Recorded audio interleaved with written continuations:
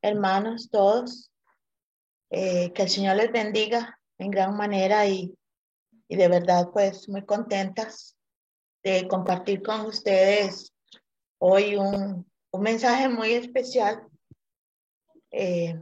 Beldencita, mi compañera, y yo pues hemos preparado este tema con mucho cariño, especialmente porque es muy especial. Es un tema pues que nos ha hecho reflexionar la vida del maestro, cómo vivía el maestro, cómo era su agenda. Y pues vamos a compartirles a ustedes lo que Jesús hacía. Vamos a vivir un día con el maestro, de tal manera que creo que todos tenemos la Biblia a mano. En un momento les vamos a compartir la cita bíblica para que vayamos descubriendo cómo era un día con el maestro. Y bueno, antes es también comentarles pues que hace poco tiempo recibimos la formación del Camino Sinodal con este tema para hoy y de hoy en 8, si Dios nos permite. Vamos a ir descubriendo ese camino sinodal también, con el que Jesús se hizo acompañar, no solamente por los discípulos, sino por el pueblo, como el pueblo también gustaba de participar, de tener esa comunión con el maestro y al final pues una misión, que son los tres aspectos, como lo vimos en la formación del camino sinodal: comunión, participación y misión. Y así brevemente comentarles pues que a través de este tema de un día con el maestro, pudimos descubrir cómo Jesús incluía en esa comunión que él tenía con el pueblo, con su pueblo, ¿verdad? Cómo Jesús incluía a todos y todos fascinados pues veían en él algo extraordinario que nunca, jamás fue visto por ninguno de ellos.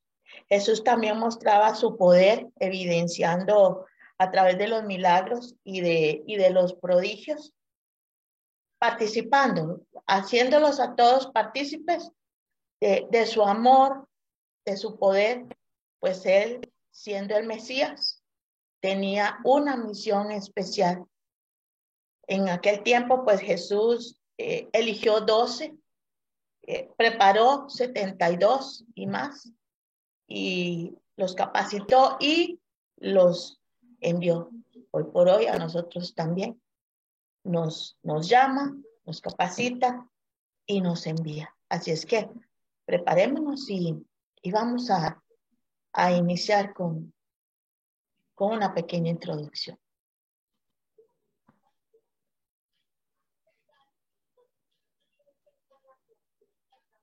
La introducción, ok. Vamos a ver. Les comentaba que nuestro tema lleva por nombre Un día con el maestro. En breve les vamos a compartir la cita bíblica que podamos tener a mano también para que vayamos compartiendo la enseñanza a través de la palabra del Señor. Marcos 1, Marcos capítulo 1, versículo del 21 al 38, para que todo lo tengamos ahí a la mano. Y antes de darle lectura a la palabra, el evangelista San Marcos nos presenta la descripción detallada de una jornada completa de la vida de Jesús. San Marcos se refiere únicamente cómo era la agenda diaria de Jesús, de tal manera que pues las prioridades que Jesús tenía eh, se completaban con, con un encuentro al final del día, pero eso lo vamos a ir viendo después. Entonces ya tenemos la cita bíblica, San Marcos 1, versículo del 21 al 38, y vamos a escuchar a Beldencito. ¿Ven?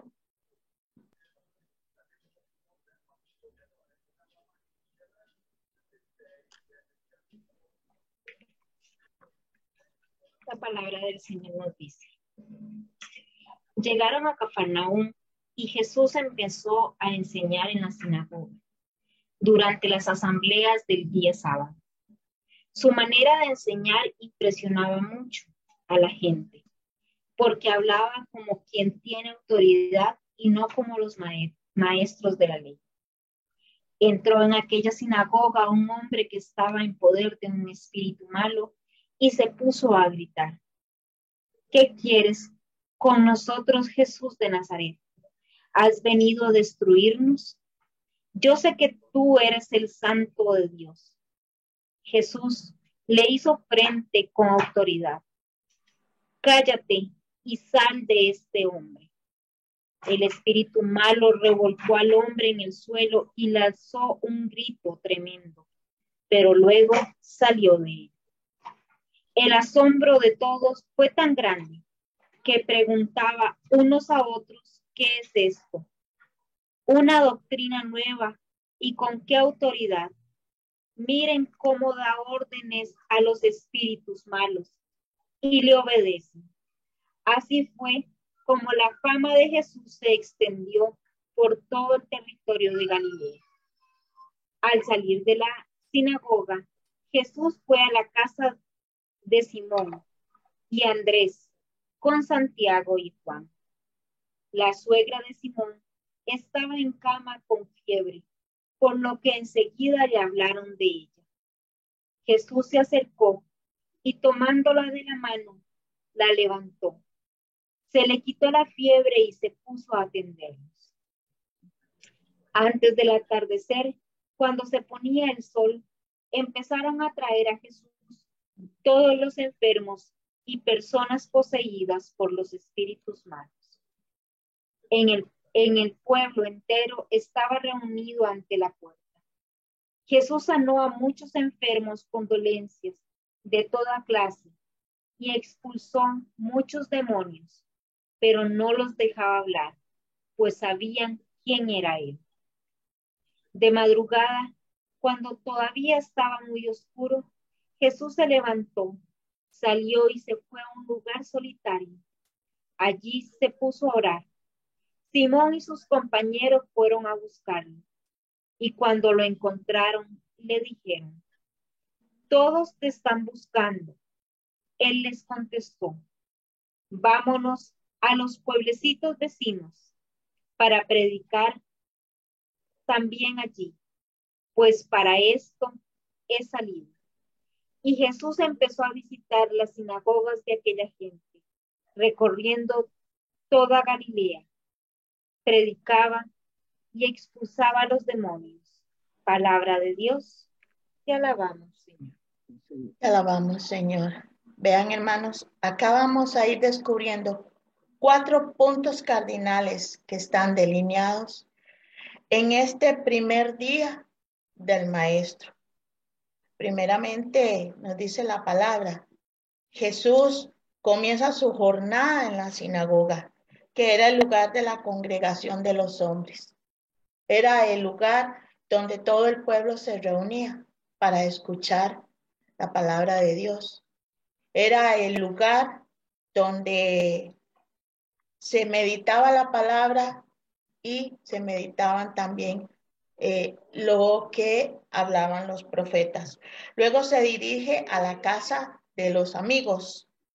Jesús escoge a 2 de sus discípulos, y va a la casa de Pedro, a la casa de los amigos, donde él se siente como en su casa y allí realiza un milagro. El tercer punto cardinal nos enseña cómo él se encamina a la puerta de la ciudad donde se impartía la justicia. Finalmente Jesús termina su día en la soledad, en la intimidad con el Padre. Jesús siempre mantuvo su intimidad de oración con el Padre.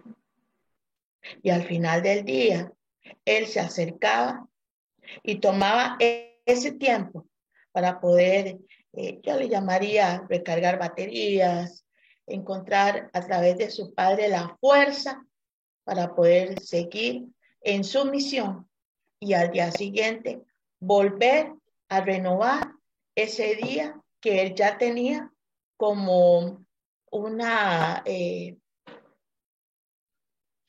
estructura, como su estilo de vida, diría yo más bien. Dice la palabra del Señor que al llegar el sábado entró en la sinagoga y se puso a enseñar. Jesús empieza el Shabbat precisamente en el lugar donde se reunía la asamblea. Allí no se ofrecía ningún sacrificio, solamente se reunían para orar. Era un pueblo religioso que acudía a encontrarse con la palabra del Señor. Vamos a irnos a la palabra de Dios en el Evangelio según San Lucas, capítulo 4, versículos 33 y 34.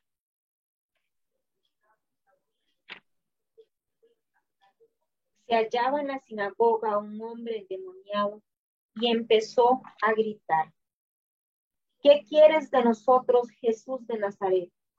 ¿Has venido a destruirnos? Yo sé quién eres. Tú eres el Santo de Dios. Palabra de Dios. Te alabamos, Señor. Te alabamos, Señor. Vean ustedes la autoridad que Jesús tenía, puesto que los mismos demonios se le rendían.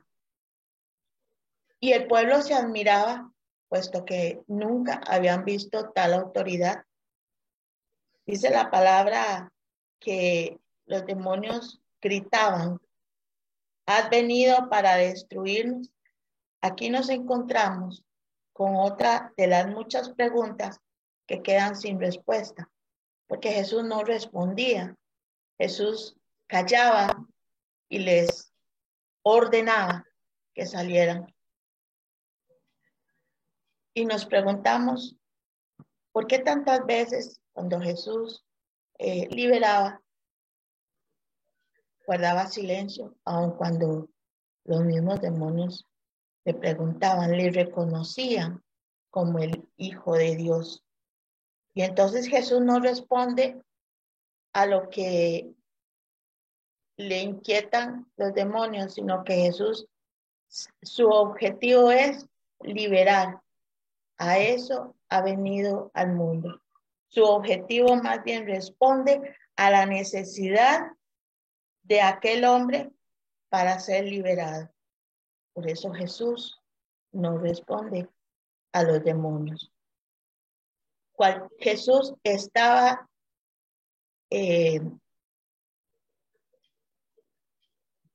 yendo a las sinagogas, no solamente para transmitir el mensaje, sino también para que el pueblo supiera reconocerle como el Mesías, como el Hijo de Dios enviado por el Padre. Todos quedaron pasmados de tal manera que se preguntaban unos a otros, ¿qué es esto? La primera parte del día, Jesús la pasa en la sinagoga. Las actitudes de Jesús suscitan preguntas. Él quiere que cada uno vaya despejando la incógnita de su identidad mesiánica. Jesús quiere que le reconozcan por sí mismo, por todo lo que él lleva a cabo, los signos, los milagros y los prodigios. ¿En qué consiste la diferencia de los escribas y fariseos? En primer lugar, expone su doctrina con poder, con milagros y con signos. Como los grandes profetas, Jesús está acreditado por el mismo poder de Dios. Jesús vive lo que predica, a diferencia de los fariseos que imponen pesadas cargas a las espaldas de sus discípulos, pero ellos no son capaces de llevarlas. ¿Recuerdan ustedes en la palabra del Señor cómo Jesús les reprocha a los fariseos? hipócritas. Él les llama hipócritas porque no son capaces de llevar las cargas, sino más bien se las imponen a otros.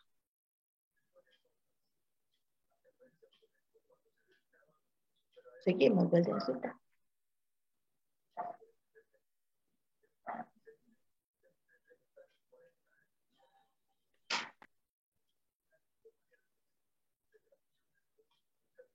Antes de darle la palabra a Belden, vamos a hacer una breve oración.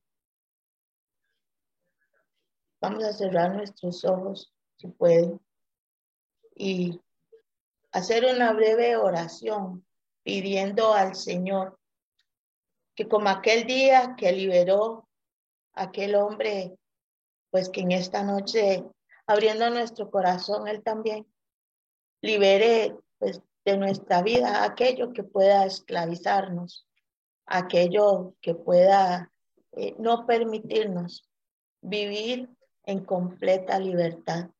Jesús supo armonizar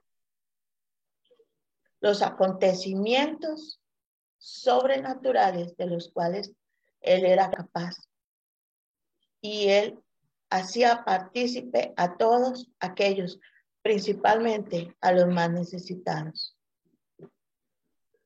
Señor Jesús, amado Señor, tú que eres el mismo de ayer, de hoy y de siempre, te pedimos que seas maestro de nuestra vida.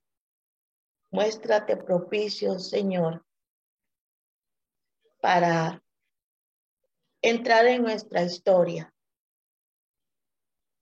para que vengas a nuestro corazón y sanes. Liberes todo aquello, Señor, que no nos permite quizás avanzar en un camino al cual tú nos llamas. Muéstrate generoso, Señor, con cada uno de nosotros,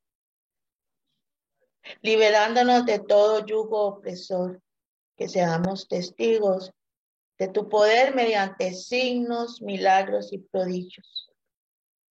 Que en nuestra vida, Señor, tú estés siempre.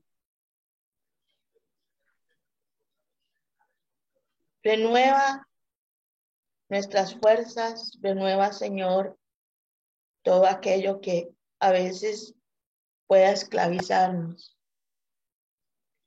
Renueva, Señor, cada día lo que hay en nuestra alma para poder ser libres en tu nombre, Señor. Que podamos cada día vivir contigo como esa primera parte de tu día. Encontrarnos contigo no en la sinagoga, sino en la Eucaristía, en los sacramentos, en la oración, con tu palabra. Ayúdanos, Señor, y danos la gracia de que ese primer momento del día podamos entregarnos a ti y saber comprender que sin ti nosotros no somos nada. Ayúdanos siempre a estar a tus pies y escuchándote para que podamos vivir en completa libertad y armonía contigo, Señor. Amén.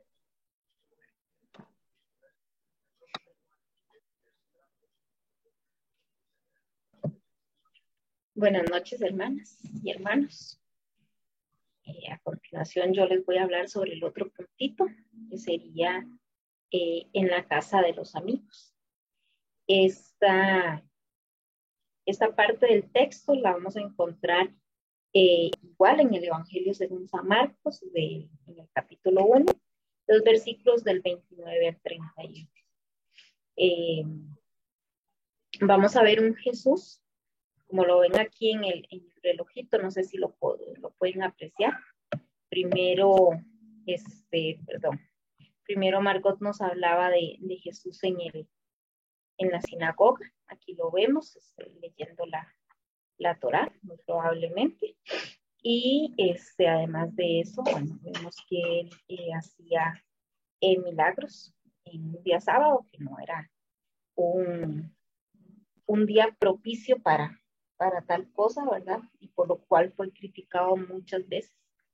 Y luego vemos que él sale de la sinagoga y se dirige a la casa de su amigo Simón con dos de sus discípulos, con Santiago y con Juan.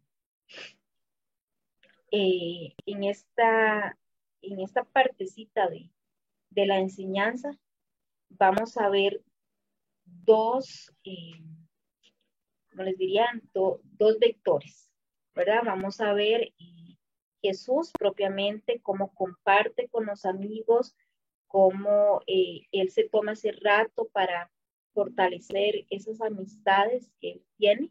El Señor no escogía a cualquiera como amigo. El Señor era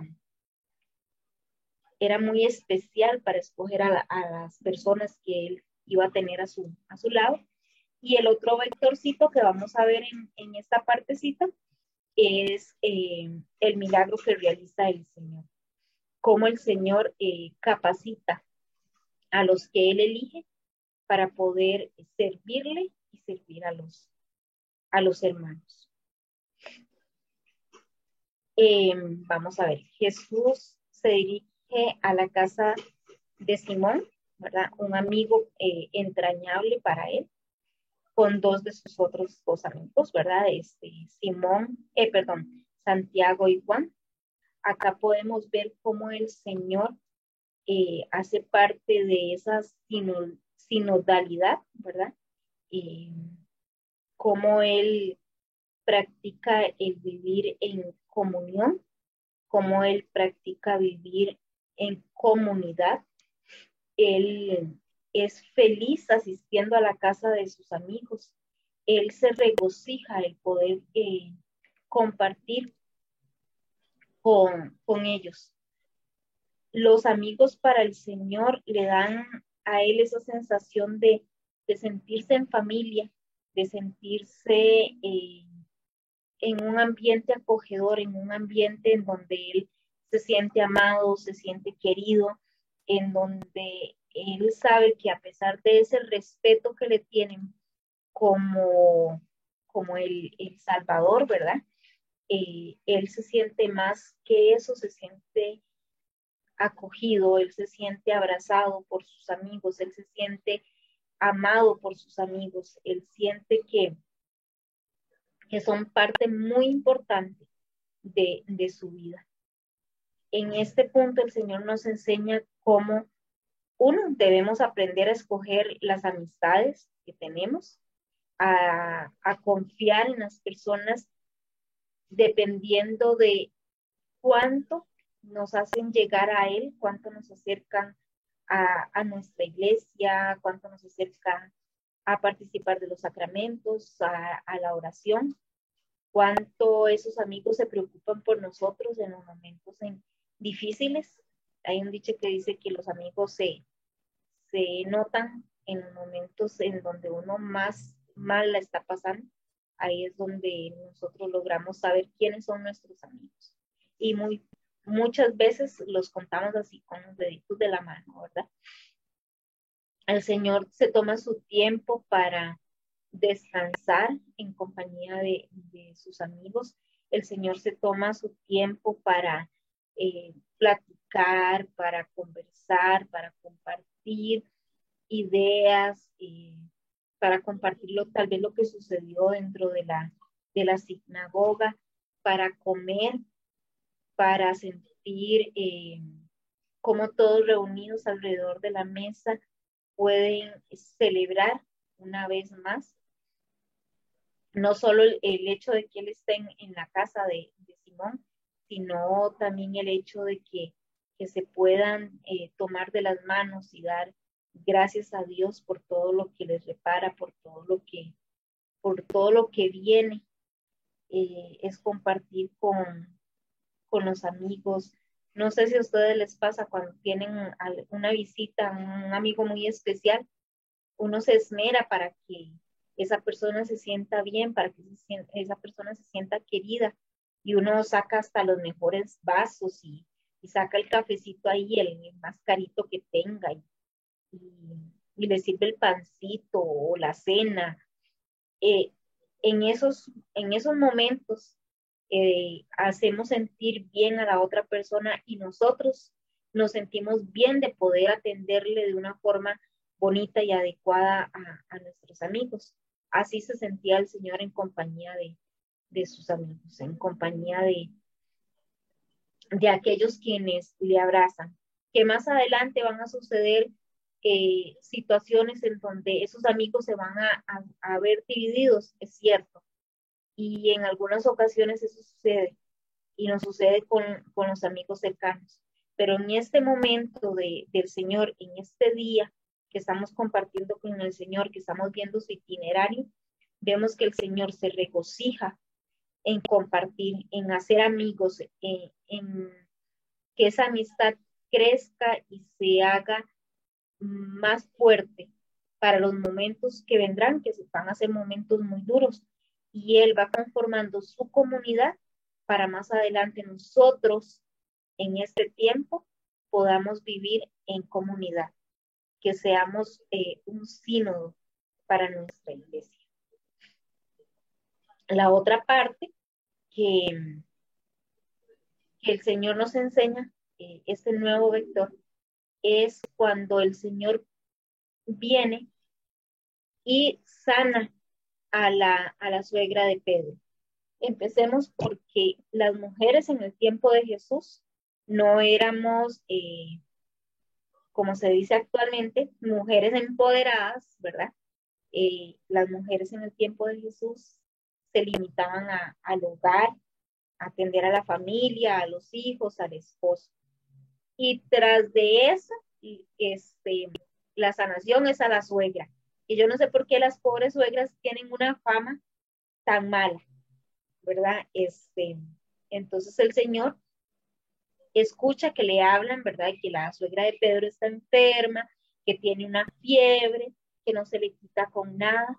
Y el Señor se acerca con su amor, con su misericordia y sana a la suegra de Pedro. Y ella, dice el texto bíblico, que se levanta y empieza a servir. El Señor viene y la sana.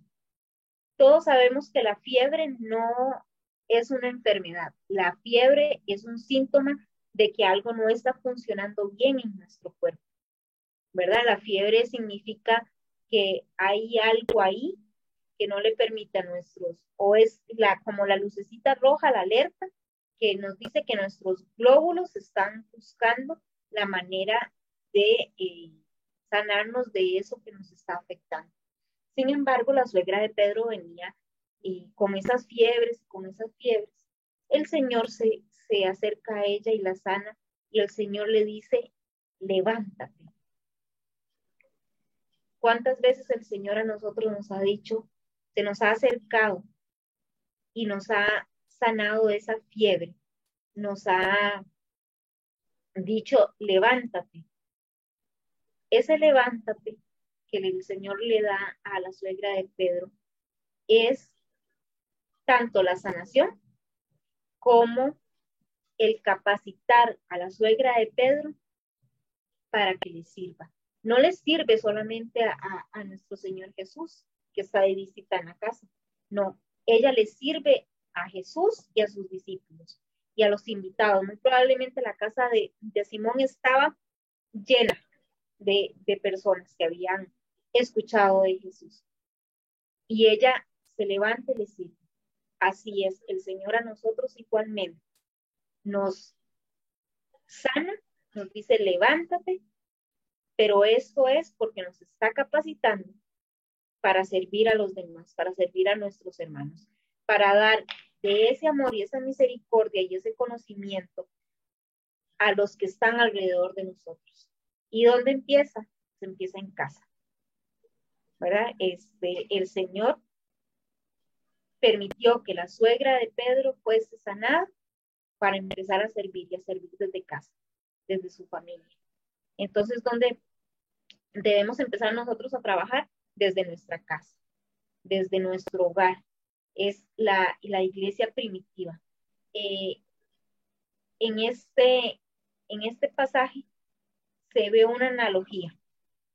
La sinagoga como el Antiguo Testamento, todo lo que refleja el Antiguo Testamento, todo lo que se dio antes de que nuestro Señor empezara su vida pública, y la salida de la sinagoga y caminar hasta la casa de Simón a visitar a los amigos, nos refleja esa iglesia doméstica, esa iglesia en donde debemos iniciar. Da un significado del Nuevo Testamento. Es salir y llevar el mensaje del Señor, empezando por nuestra casa. ¿Que es difícil? Sí, muchas veces es la parte más difícil en donde nosotros tenemos que predicar y dar ejemplo, pero por ahí es donde debemos comenzar. Es donde el Señor nos solicita que iniciemos, que salvemos a nuestra familia, a quienes tenemos hijos, a quienes tenemos un matrimonio, una pareja, una convivencia. Esa es la primera misión que el Señor nos da.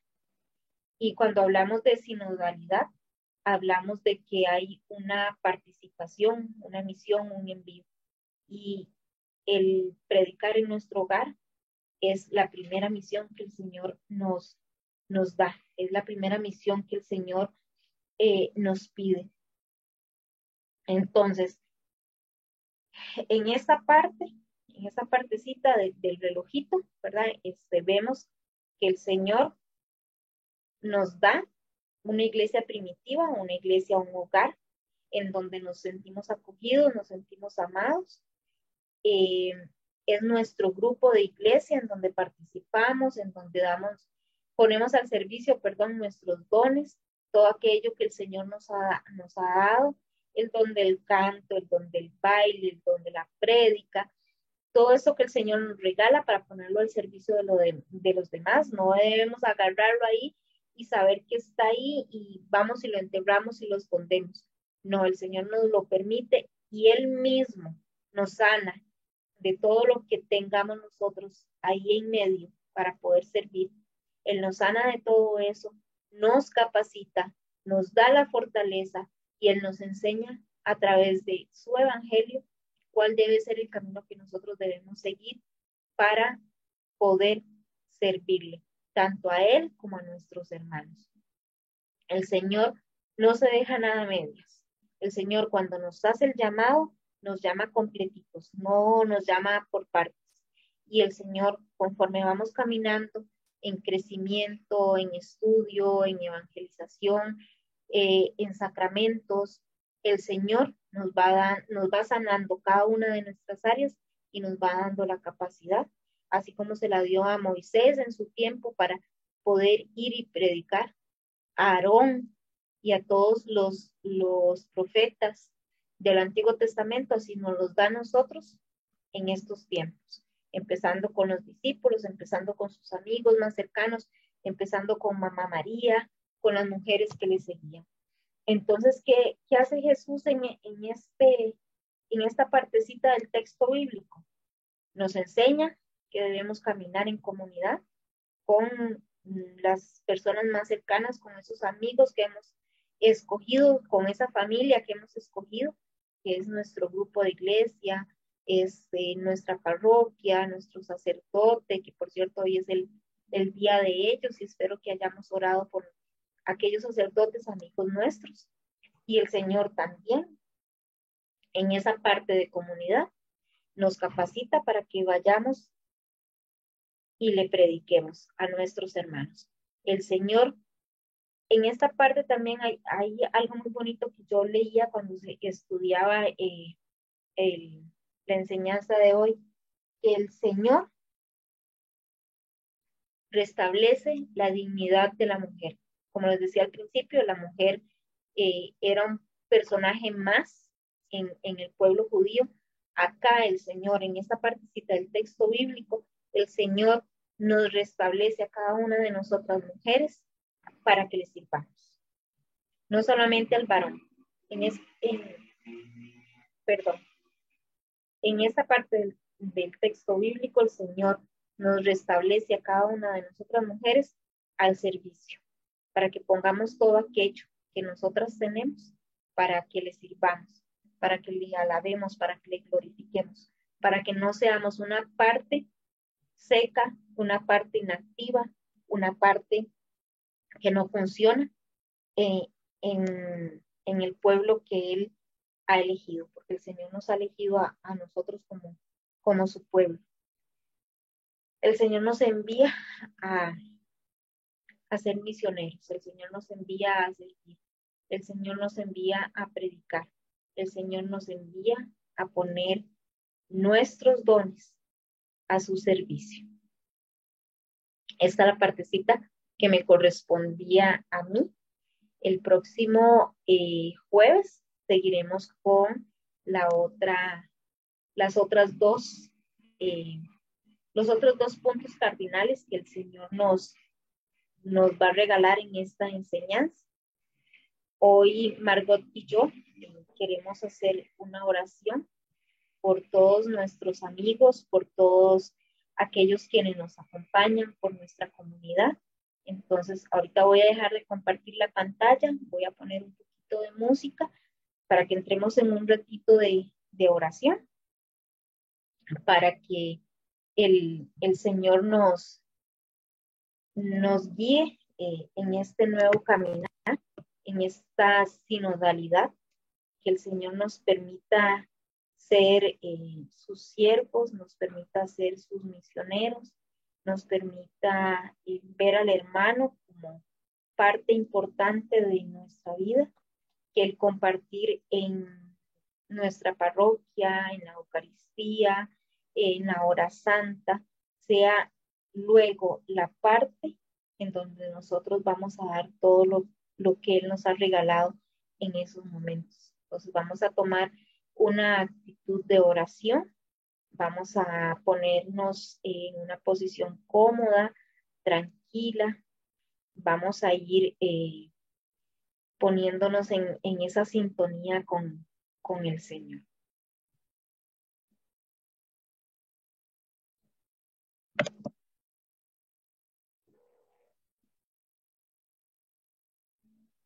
Los que tienen la facilidad de cerrar sus ojitos y no distraerse, pueden hacerlo.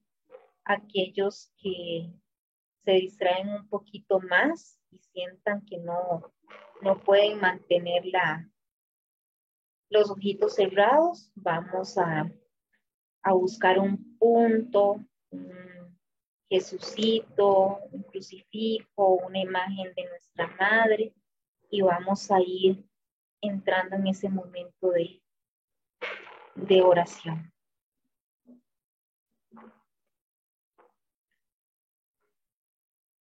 Señor, en esta noche venimos a ti. En esta noche venimos a encontrarnos. En esta noche, Señor, venimos a pedirte que nos sanes, que nos tomes, que tú, Señor, seas grande y misericordioso con cada uno de nosotros. Que tú, Señor, en esta parte del Evangelio, que tú, Señor, nos has escogido. Que tú, Señor, a través de San Marcos, nos enseñas qué es lo que quieres de nosotros. Toma, Señor, nuestro Antiguo Testamento, nuestra antigua vida. Toma, Señor, todo aquello que no es tuyo. Toma, Señor, todo aquello que no quieres que esté entre nosotros. Que así, Señor, como tú sanaste a aquel endemoniado, que así como tú, Señor, sacaste de él aquello que no es tuyo, vengas a nuestra vida. Ven, Señor. Ven, Señor, y trata conmigo. Ven, Señor, y trata con mi espíritu. Ven, Señor, encuéntrame. Ven, Señor, y sáname. Toma, papito, todo aquello que no es tuyo.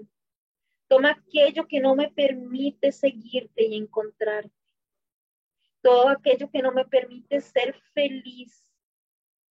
Todo aquello que no me permite servirte y servir a mis hermanos. Toma, mi Jesús, todo aquello que no es tuyo en mi vida. Toma, mi Jesús, todo aquello que no me permite ser santo, santa. Toma, Señor, todo aquello que me aparta de ti. Ven, Señor, y sáname. Ven, Señor, y sálvame. Ven, Señor, y toma esa parte de mi vida que aún no me permite seguirte. Ven, Señor, y toma esa parte de mi vida que aún no me permite servirte y servir a mis hermanos. Ven, Señor, y sana aquel niño interior, aquella niña interior que se siente herida aún, Señor. A esa niña que se siente insegura, a ese niño que tiene miedo. Ven, Señor, y sana. Toma esa etapa, Señor, de mi vida en donde me sentí tan lastimado, que no creía posible, Señor. Tanto dolor. Y que no me permite en mi adultez servirte como tú me lo pides, Señor. Ven, Señor, y toma mi adolescencia. A esa adolescente, a ese adolescente que se sintió incomprendido. A esa adolescente, a ese adolescente que sintió que nadie le escuchaba. Ven, Señor. Toma mi niño, toma mi adolescente. Toma, Señor. A ese adolescente que muchas veces se sintió tan solo, que prefería encerrarse en su cuarto, en su música, en su dolor. Toma ese adolescente que papá y mamá rechazaron por su comportamiento. Toma ese adolescente mío, Señor, rebelde, o tan callado que nunca se expresaba por temor. Toma, Señor, mi adolescencia y sana. Que en ese momento, Señor, cuando tenía que aprender a ser libre, a pensar, a sentir y a validar mis sentimientos, y no me fue permitido por mis padres, por un familiar, por un maestro, por un jefe,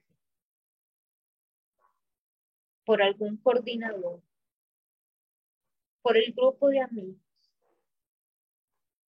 Y ahora en mi adultez, Señor, no sé cómo expresarme. No sé, Señor, cómo llevarte hacia mis hermanos. Sana, Señor, ese adolescente que no sabía encontrarse y que en mi adultez no sabe cómo encontrarte, Señor. Toma ese adolescente, a esa adolescente que se acurrucaba, esperando un abrazo. Y que hoy en mi adultez, Señor, recibo todos los abrazos que tú con tu misericordia y tu amor infinito me das, me proporcionas. Que tal vez ese adolescente que me dijeron malagradecido, malagradecida, que siente que no es merecedor, merecedora de todo tu amor y tu misericordia. Sana esa parte de mí, Señor. Que yo sienta que tu amor me abraza con infinidad y que me equivoco, sí, Señor, pero que sé y confío Y tengo la certeza, Señor, de que a pesar de mis debilidades, tú me sigues abrazando y me sigues perdonando. Toma a ese adolescente, a esa adolescente, que por su timidez le costaba ser amigos. Y hoy en la adultez, Señor, no sabe tener una amistad, no sabe cultivar una amistad. Y ser ese hombre y esa mujer solitarios, porque no sé abrir mi corazón. Porque muchas veces he confiado en personas en las que no debo confiar. Y por eso, Señor, he decidido permanecer en soledad. Porque no sé cómo ser amigo. No sé cómo hacer amigos. No sé cómo disfrutar de la compañía de una buena amistad. Que yo sepa, Señor, bajo la guía de tu Santo Espíritu, escoger un amigo, un grupo. Que yo pueda seguir caminando, mi Señor, contigo como mi mejor amigo. Pero así como tú, Señor, pueda caminar en amistad con otros, en comunidad con otros, Señor. Que yo pueda, Señor, ser un buen amigo, una buena amiga, pero que también sepa, Señor, encontrar esos buenos y buenas amigos. Hoy, Señor, te pongo en especial a esos amigos sacerdotes que tenemos, al sacerdote de nuestra comunidad, a los sacerdotes religiosos de Nicaragua, Señor, que hoy viven esa incertidumbre de ver cómo son perseguidos por su fe. Pongo, Señor, en tus manos preciosas a esas vocaciones nuevas que están surgiendo, Señor.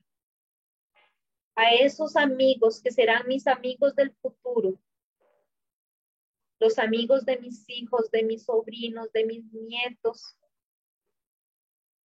de mis hermanos, de mis hermanas.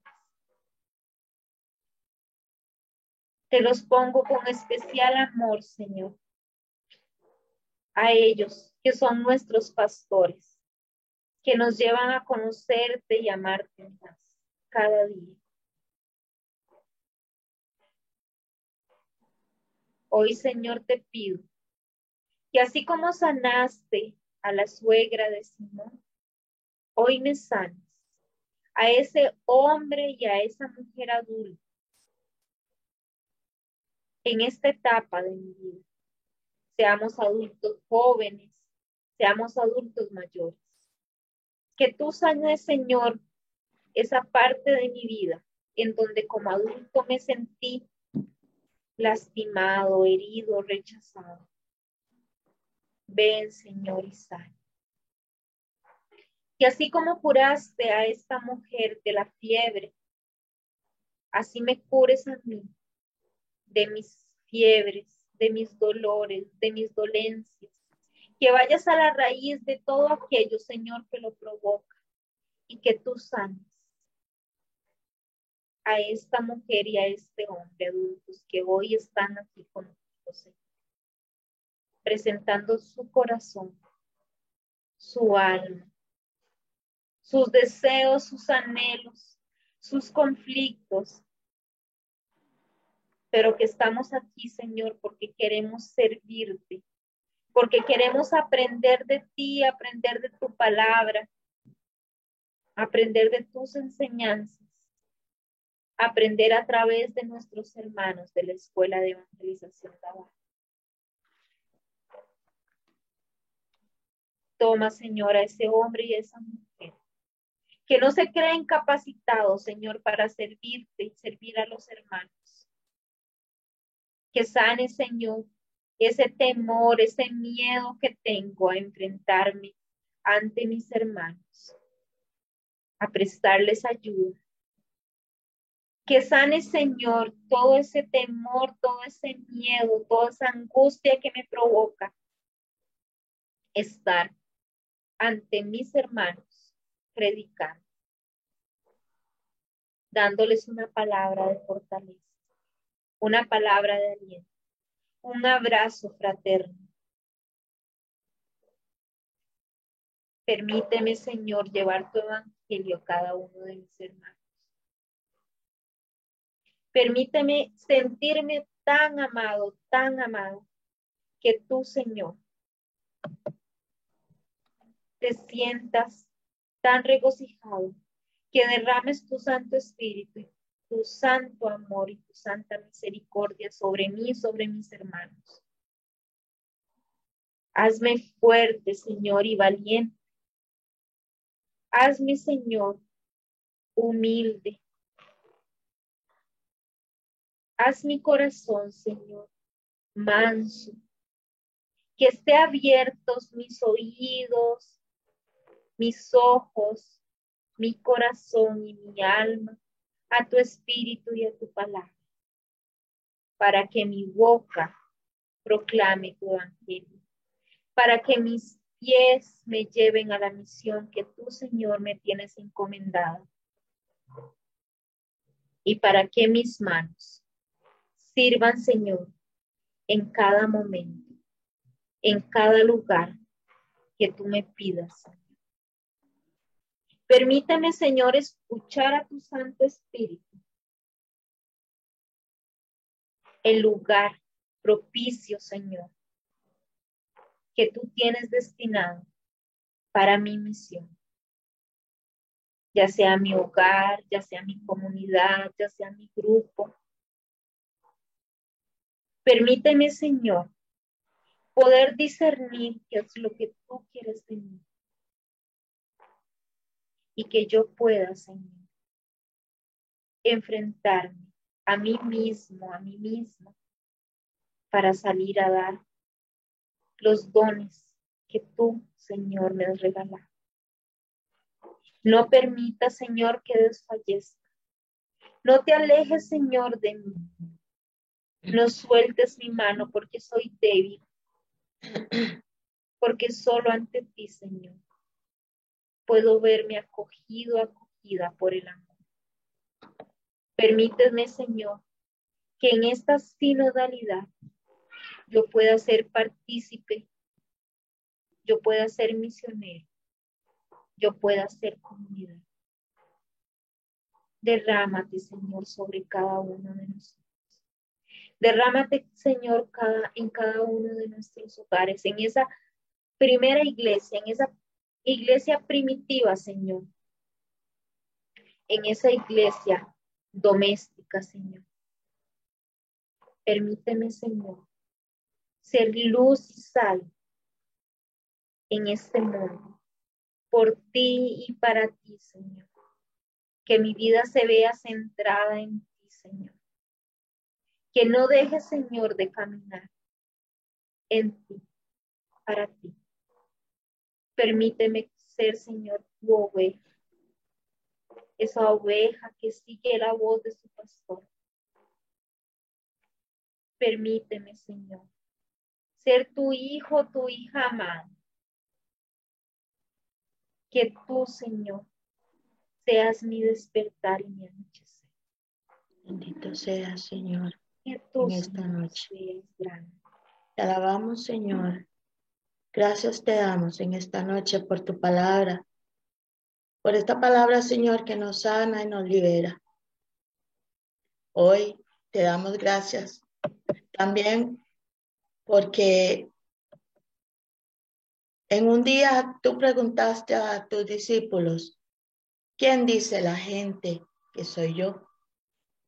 Hoy, Señor, revelado ante nosotros en la Santa Eucaristía y en ese sacrificio que se renueva cada día, hoy te decimos, como lo dijo Pedro, inspirado por el Padre, tú eres el Hijo de Dios, el Hijo del Altísimo. Gracias, Señor, porque en tu palabra podemos encontrar no solamente el refugio, la vida, sino encontrarte a ti. Porque San Marcos supo describirte muy bien, supo revelarnos que tú eres la palabra encarnada, Señor, que tú eres la palabra viva y eficaz. Que podamos nosotros verte siempre, contemplarte siempre, no como lo hizo el pueblo aquel día en la sinagoga, sino en el templo, donde se renueva tu sacrificio, donde podemos alimentarnos de ti. ¿Quién dice la gente que soy yo? Tú eres, Señor, el amor de los amores. Gloria al Padre, al Hijo y al Espíritu Santo, como era en un principio, ahora y siempre, por los siglos de los siglos. Amén. Amén. Muy bien, hermanos. Amén. Vamos a darles un ratito de participación. Nos queda todavía un ratito. Agradecerles su atención y pues podemos abrir cámaras si gustan, si tienen dudas. Acá está don Ernesto y William, que con mucho gusto les puede ayudar, y nosotras también. Entonces, la idea es hacer un ratito de compartir para que podamos evacuar dudas. Que Dios les bendiga mucho.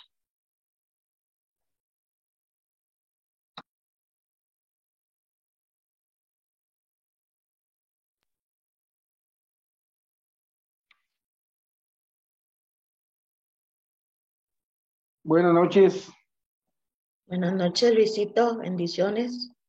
Igualmente, mi duda sería como, eh, ¿cómo sabían los demonios quién era Jesús propiamente? ¿Cómo ellos sabían eso? ¿Lo sentían por la mera presencia de Jesús? ¿La mera presencia de Jesús, por eso lo sentían? Lo reconocían. Sí, ¿cómo lo reconocían propiamente? Luisito, lo reconocían precisamente por eso. Y vea usted, hermanos, también que en la palabra, cuando Jesús liberaba, precisamente los demonios se le resistían, pero también lo reconocían. ¿Qué quieres de nosotros? Tú que eres el Hijo de Dios. Igualmente acá en el Evangelio de según San Marcos, dice, Jesús, perdón, en el versículo 24 dice la palabra del Señor. ¿Qué tenemos nosotros contigo, Jesús de Nazaret? ¿Has venido a destruirnos? Sé quién eres tú, el Santo de Dios. Vean ustedes cómo ellos lo reconocen. Y si no, también cuando vamos a la palabra de Dios en las tentaciones de Jesús, ¿cómo lo reconocen? Dice la palabra del Señor que ya la palabra estaba hecha. Jesús siempre ha existido desde la creación junto al Padre. Sí, Luisito. Perfecto, gracias. Con gusto. ¿Alguien más que quiera participar o comentarnos? No sé, William, don Ernesto, ¿quieran compartirnos algún comentario?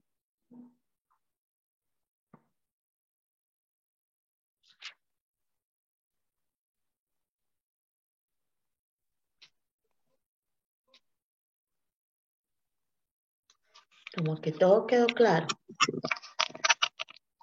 Y muy claro, Margot, y muy claro. Muchísimas gracias por esta primera parte de la enseñanza a usted y a Belden, ¿verdad?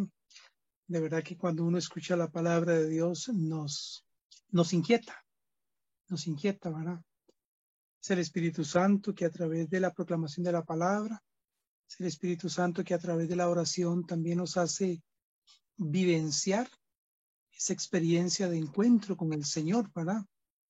Definitivamente para poder responder a la pregunta, ¿quién dice la gente que soy, verdad?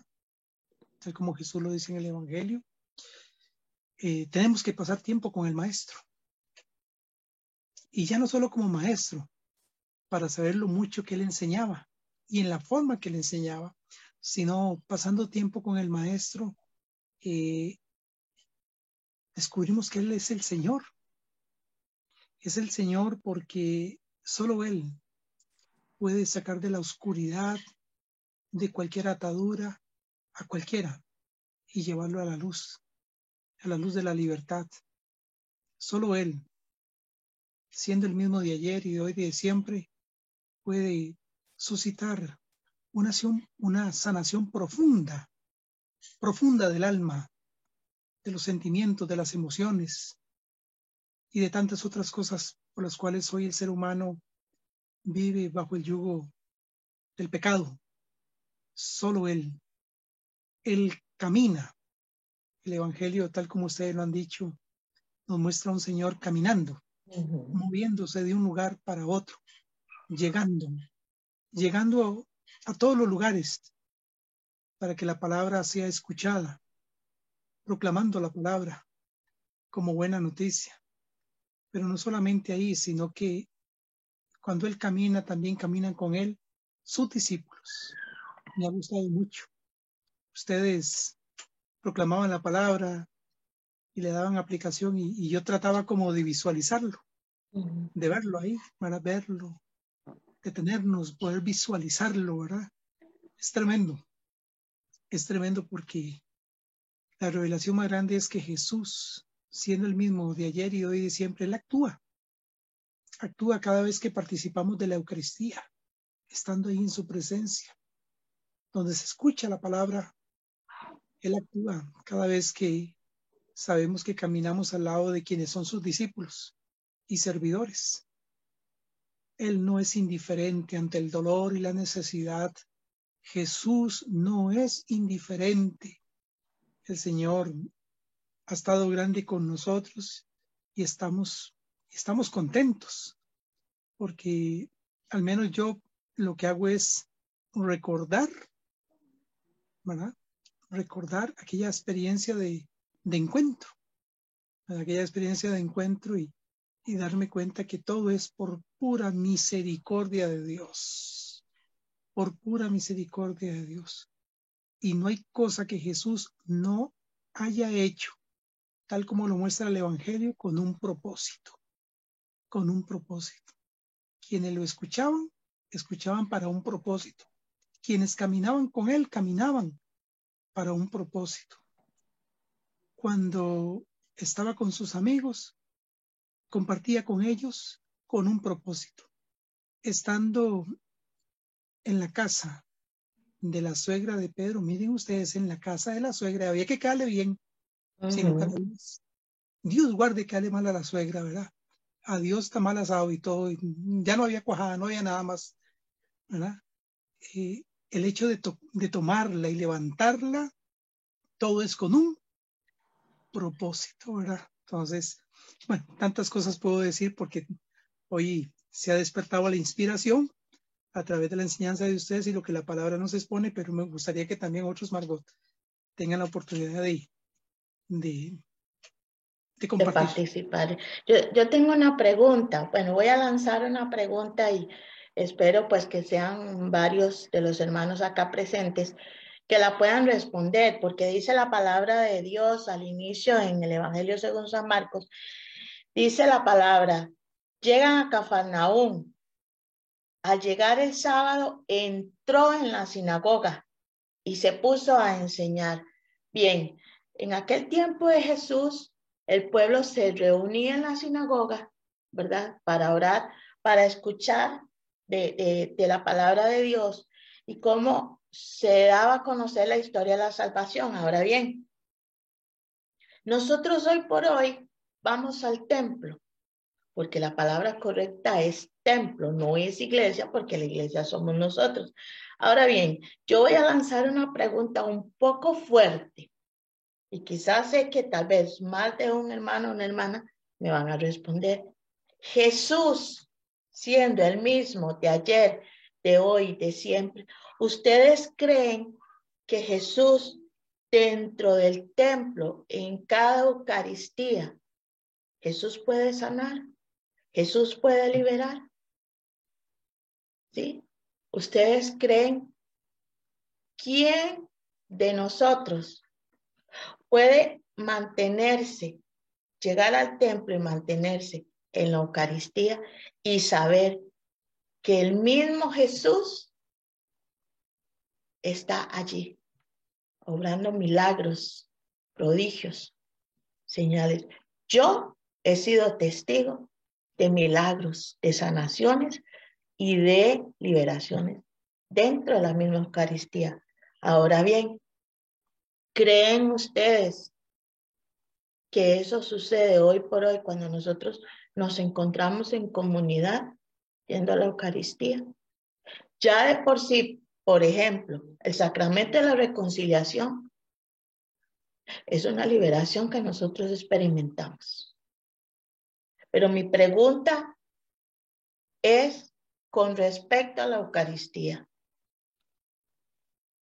¿Quién de ustedes puede testificarnos o responder de esa manera si Jesús, siendo el mismo de aquel tiempo y ahora, porque todos sabemos que Jesús está vivo, en esa misma condición de Salvador, puede conceder sanación y liberación? Me gustaría que participen los hermanos o las hermanas que lo tengan a bien. Todavía tenemos un ratito de tiempo.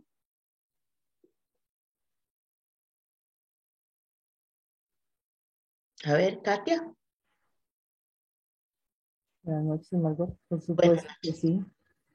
Por supuesto que sí. Eso lo podemos ver día a día en las Eucaristías aunque no estemos en la Eucaristía, igual en el momento que uno se inclina y empieza a orar, uno sabe que Él siempre lo va a escuchar, ¿verdad?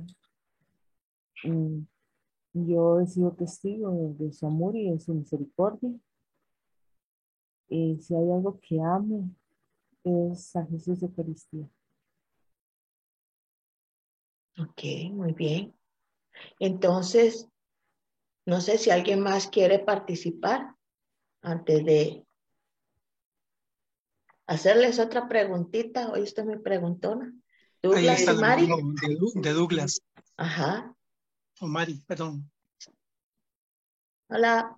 Sí, gracias. Permítame, porque ya me dice aquí ya un enredo con las manos y los volúmenes y todo. Bueno, apenas, doña Margot, usted hacía la pregunta, no tuve escape de volverme a buscar, se me vino a la mente. Hebreos 11:6, que dice que para acercarse a Dios, dice, es imposible agradar a Dios sin tener fe, porque para acercarse a Dios uno tiene que creer que existe y que recompensa a los que lo buscan. Entonces yo creo que hace unos días atrás yo hablaba con mi esposa y mis hijas y reflexionábamos acerca pues del itinerario que tenemos, ¿verdad? Estar buscando Eucaristía diaria, la oración del rosario, eh, la coronilla, la oración en familia, etcétera. Entonces yo les decía, le digo, ¿usted por qué cree que lo hacemos? No porque seamos buenos, sino porque al contrario, necesitamos tanto de Dios que necesitamos estar en ese contacto con Él. Y la Eucaristía como tal, bueno, lo que me ha tocado presenciar un par de ocasiones son milagros eucarísticos. Una vez presenciamos uno, ¿verdad? En la Basílica de los Ángeles, Wow. un milagro eucarístico. Pero sabemos de que si vamos ahí, era lo que yo les quería hacer énfasis a mis hijas ese día, y tratamos de hacerlo siempre, es porque vamos, o sea, no es por cumplir un horario, no es porque es el día que toca ir, porque eso no tiene que estar en la mente del católico, es que hoy toca ir, no, es que yo necesito estar en contacto con el Señor vivo siempre. Entonces, desde que yo tengo la conciencia de por qué voy a la Eucaristía, Yo creo que ya voy buscando esa presencia viva y y cuando me conecto, siento yo así, me conecto en esa fe de que lo estoy buscando porque sé que Él está ahí. Yo creo que desde ese momento ya Él comienza a sanar mi corazón, comienza a hacer muchas cosas en mi vida y me ayuda a poder salir con una disposición diferente, porque sabe los pecados que tengo, porque sabe todas las dificultades que yo vivo y me sana y me llena de esperanza, de fe, de paz.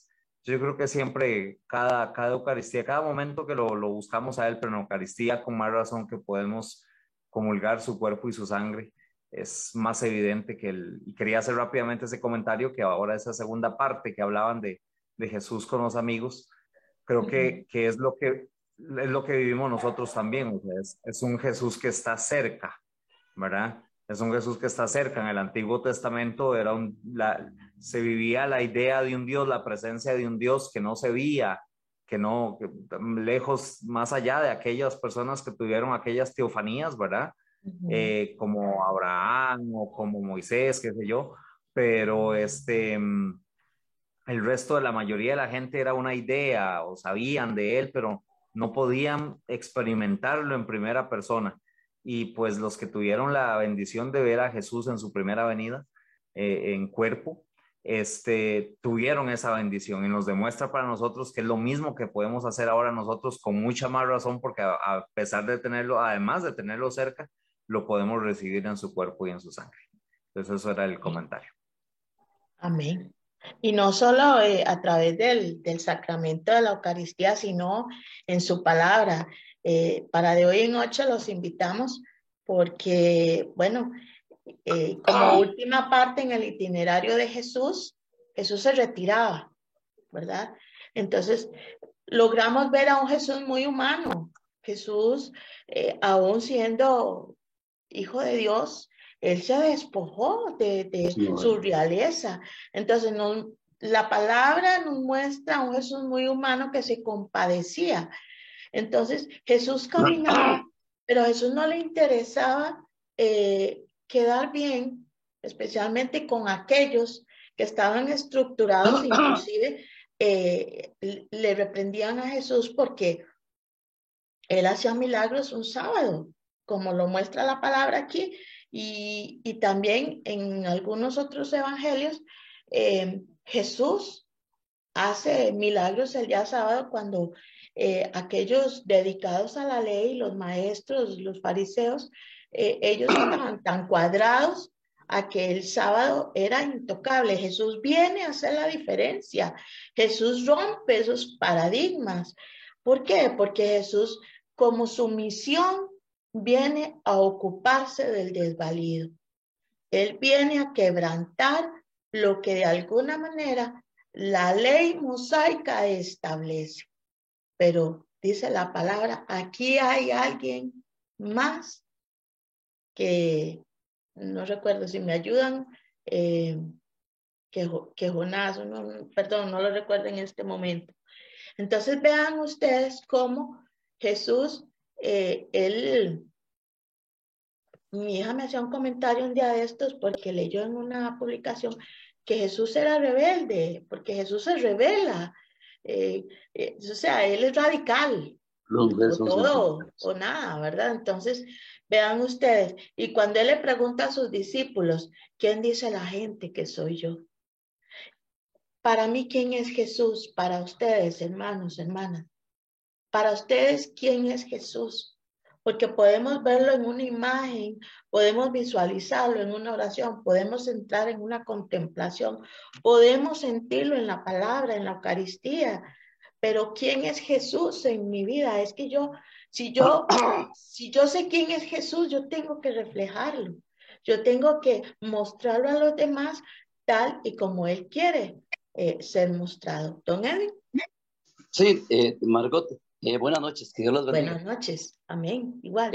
No, que quería hacer una observación también con respecto a cuando Jesús va a la casa de Simón y cura a la suegra.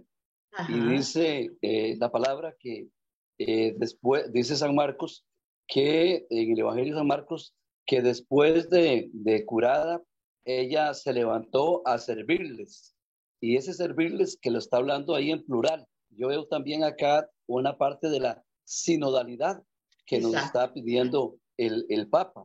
Porque si vemos en el Evangelio de San Marcos, dice, perdón, en el Evangelio de San Mateo, dice que ella se levantó y se puso a servirle a él. Pero San Marcos no, va un poco más allá. Dice, y se levantó a servirles. ¿Por qué a servirles? Porque al servirles a los demás, también se le está sirviendo a Jesús. Entonces, también veo que, o sea, que es un trabajo de conjunto, como nos está pidiendo la sinodalidad. Eso es. Muchas gracias. Muchas gracias, don Edwin. Y para aportar un poquitito, dice la palabra acá en el versículo 31, casi al final, dice, la fiebre la dejó y ella se puso a servirles. Efectivamente, don Edwin nos hace un hincapié acá, que Mateo dice, se puso a servirle, y Marcos se puso a servirles. ¿Por qué la diferencia de esos dos evangelios? Porque Marcos le interesa más lo que el maestro hace, lo que el maestro lleva a cabo. La fiebre la dejó, dice el evangelista. ¿Cuántas veces nosotros no servimos o no nos ponemos a servir como la suegra de Pedro? Porque más que una fiebre son excusas o son otras cosas que nosotros mismos establecemos para no servirle al Señor, servirle a todos. Entonces, la sinodalidad es eso precisamente, comunión, común unión, como dirían los mosqueteros, uno para todos y todos para uno, ¿verdad? Participación. Jesús es el vivo ejemplo de lo que es un sínodo. Él nos muestra a través de su palabra en estos 4 puntos cardinales. Hoy vimos 2. El Jesús de la sinagoga, que estando en la sinagoga, él sana. Y el Jesús que camina en ese trayecto de la sinagoga a la casa de Pedro, cerca o lejos, pero Jesús camina. Y el caminar Jesús significa que se ocupa de su pueblo, porque él hizo muchos milagros en camino y sabemos de muchos milagros. Entonces, dice la palabra, la fiebre la dejó, pero la fiebre la dejó porque Jesús estuvo allí. Nosotros podemos llamar a Jesús, podemos a través de los sacramentos, de la oración y de su palabra. Perdonen que me emocione, pero es que yo soy así como muy apasionada. Margot, y qué interesante, cómo creo que todos estamos ahí con una inquietud en el corazón. La palabra nos está inquietando, algunos para poder interiorizar, ¿verdad? Esa palabra, otros con el deseo de compartir, ¿verdad? De compartir, de darla a conocer, ¿verdad? Y llama mucho la atención cómo ustedes empezaron, ¿verdad? Y cómo la palabra expone el inicio de una jornada con Jesús, un día con Jesús, ¿verdad? A ver, ¿qué ocurrió en la sinagoga, verdad? La sinagoga era un lugar muy especial donde los judíos se reunían para sus oraciones y para estudiar la Torá. Era un lugar religioso, un lugar santo, ¿verdad? Para ellos. Pero ¿qué ocurrió en la sinagoga? ¿Qué había en la sinagoga? Los rollos. Sí, pero ¿qué había? ¿Qué ocurrió ahí? ¿Qué se presentó? El endemoniado. Ahí está, ¿verdad? Entonces significa que no todos los que van, no vamos porque somos santos, vamos porque somos necesitados. Son muchos los que participando, ¿verdad? De la escucha de la palabra, de la Eucaristía, vamos porque necesitamos esa libertad que solo el Señor puede dar, ¿verdad? Solo la libertad que el Señor puede dar. ¿Quiénes son los que van? Los enfermos. ¿Por qué? Porque Él tiene el poder para sanar, ¿verdad? Él tiene el poder para sanar. Entonces, y si hay alguna duda, entonces por eso inclinamos nuestro rostro y decimos, Señor mío y Dios mío, yo creo, Señor, pero aumenta mi fe. ¿Por qué? Porque, digamos, Él enseñaba una doctrina nueva expuesta con autoridad, ¿verdad? Expuesta con autoridad, y se sorprendían porque hasta los demonios se les sometían, ¿verdad? Entonces, ¿cuánta necesidad tenemos ¿A cuánta gente podemos presentarla en oración para que el Señor la libere de una vez por todas? ¿Conoce usted a alguien? Hay alguien, ¿verdad? Yo siento eso, digamos, hay tanta gente que necesita de esa libertad que solo el Señor puede dar, de esa sanación que solamente puede dar, ¿verdad? Tanto los que están dentro de la sinagoga, deseosos de orar y estudiar la palabra, en este caso los judíos la Torá, como también los que están por el camino o los que son amigos del maestro, ¿verdad? Amén. Muy bien. ¿Alguien más que quiera participar con algún comentario? Aprovechemos el tiempito. Doña Luz Alba, ¿quién dice la gente que es Jesús? ¿Quién dice que es Jesús, doña Luz Alba? Para usted, ¿quién es Jesús? El amigo, el Salvador, el Hijo de Dios vivo y que es a su vez. Amén, qué lindo que lo dice. Amén, el Salvador del mundo entero. Así Luis, es. iba a hablar, Luis. Yo pienso, o mi duda es, ¿por qué será que a veces Jesús no puede hacer milagros en nosotros? Así como no lo hizo en muchos pueblos por donde pasó. ¿Será que nos falta fe? ¿Será que nos falta confianza en Jesús realmente? O muchas veces creemos que Dios no nos escucha porque le pedimos algo y no nos lo concede. Y la pregunta viene, ¿será que nos falta fe? ¿Nos falta algo más de oración? ¿Qué es realmente lo que nos pasa? Porque si la palabra dice que Jesús no pudo hacer milagros en muchos lugares, porque tal vez la gente no creía en él, ¿será que actualmente nos sucede a nosotros lo mismo? ¿Será que nos falta un poquito más de fe? Porque Jesús hizo milagros impresionantes, algo que humanamente no se podía hacer, pero uno se pone a pensar, ¿qué debo hacer yo para tener o incrementar mi fe en Dios o en Jesús? ¿Qué necesito? Más oración, necesito acercarme más a Él de una manera distinta. ¿Qué será lo que necesito? Porque si lo vemos, ahora acaba de pasar la romería y se dice que llegaron alrededor de 3 millones de personas a la basílica y siempre nos queda la incógnita de esos 3 millones, ¿cuántos realmente venían con fe y con devoción? ¿Realmente asistieron con devoción y con fe o lo hicieron por otro motivo? Entonces, de igual manera, nos ponemos a pensar en este momento, ¿será que nos falta un poquito más de fe o qué será lo que nos sucede? Luisito, la palabra kairos significa tiempo perfecto de Dios. Y el libro del Eclesiástico, creo, si no me equivoco, me corrige William, dice, hay un tiempo para todo. Hay un tiempo para nacer y un tiempo para morir. También dice la palabra, dice Jesús, si tienen fe como un granito de mostaza, le dirán a las montañas muévanse y las montañas se mueven. Luisito y hermanos, a veces no es la falta de fe, sino es el tiempo perfecto de Dios que se cumplen las cosas. El tiempo nuestro y el tiempo de Dios, cuando está en sintonía, es propicio al milagro y se da. Por lo menos así lo considero yo. No sé, William, qué opina, pero el tiempo de Dios no es igual que el nuestro. Nuestros pensamientos no son como los de Dios. Los designios de Dios y sus caminos no son como los nuestros. Y yo considero que los milagros y las sanaciones se dan cuando el tiempo de Dios se cumple.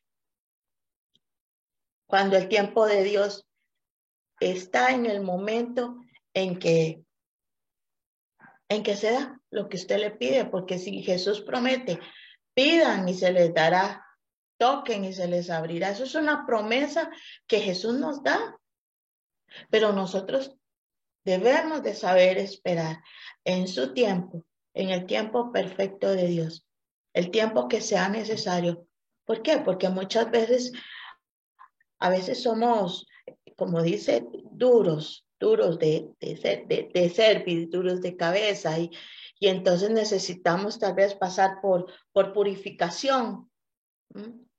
A veces necesitamos estar al borde de una enfermedad terminal, donde el diagnóstico médico dice que le quedan un mes, pero quien tiene la última palabra es el Señor. Y si tenemos fe, Él nos cumple, pero de acuerdo a su voluntad. He ahí la diferencia entre nosotros los católicos, que le decimos al Señor, hágase tu voluntad, pero le decimos al Señor, hágase tu voluntad, y queremos hacer las cosas a nuestra manera. Diferente a los hermanos separados, que hablábamos William y yo un día de estos. Decreto, declaro, no, a Dios no se le dan órdenes. Si el mismo Jesús le dijo al Padre en Getsemaní, que se haga tu voluntad, no la mía. Si la Virgen María le dijo al ángel, he aquí la esclava del Señor, que se cumpla como tú digas. Entonces, sí, ellos nos muestran cómo debemos de pedir las cosas al Padre conforme a su voluntad. La desesperanza, el agobio, el estrés y todo lo que vivimos en medio de una adversidad y queremos que Dios nos haga el milagro, no es compatible con el amor de Dios, porque el amor de Dios es único, es sublime y nos concede lo que necesitamos de acuerdo a su tiempo, de acuerdo a su momento, para que Él se glorifique. Creo que en el Nuevo Testamento, los discípulos le preguntan a Jesús, ¿quién tuvo la culpa? No sé si era un ciego, perdónenme que esto viene a mi cabeza, ¿verdad? Y los discípulos le dicen a Jesús, ¿quién tuvo la culpa? ¿Sus padres o el pecado de sus padres o él? Jesús les dijo, ni sus padres ni él, esto ha sido necesario para que el Hijo del Hombre se glorifique. Entonces, saber esperar en el tiempo de Dios, eso también es una gracia que Dios nos concede. Yo he sido testigo de... Sí, perdón, William. Levantó la mano Katia para... Creo que ajá, es que aquí yo no veo nada. Katia. Sí, yo le iba a decir lo mismo. El tiempo de Dios es perfecto. Él nunca va a llegar ni antes ni después. Él llega justo a tiempo. Amén. Como seres humanos quisiéramos todo ya, porque el tiempo de nosotros es muy diferente y vemos las cosas muy diferentes a Dios. Pero Él siempre llega justo a tiempo.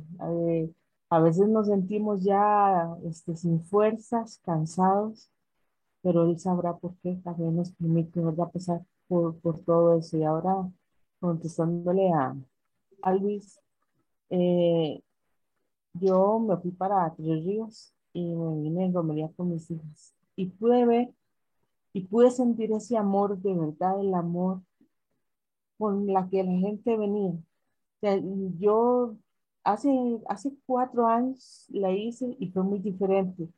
Venían jugando, vacilando, ¿verdad? Y esta vez yo vi todo lo contrario, al menos en el momento que yo la hice, yo pude ver el amor de verdad y la gente venía de verdad orando, pidiéndole a Dios y de todo. Entonces, la verdad me gustó mucho porque yo siempre les digo a ellos, si uno va de verdad es con devoción y como se tiene que hacer, no todos, pero gracias a Dios, bueno, esta vez lo que yo pude percibir, la mayoría de personas sí venían con mucha devoción.